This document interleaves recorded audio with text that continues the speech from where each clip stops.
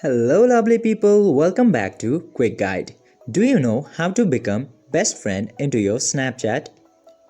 If you don't worry. In today's video, I am going to tell you how to become best friends with someone into your Snapchat.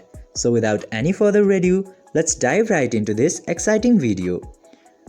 To become best friend into Snapchat, you both have to send Snapchats to each other for straight 2 weeks, and after that, Snapchat will recognize you as the best friend and give you the emoji of best friend into both of your profiles. And after that, you will become the best friends of each other in Snapchat. That's all. This way, by sending snaps straight for 2 weeks with someone, you can become best friends. I hope this video was helpful for you.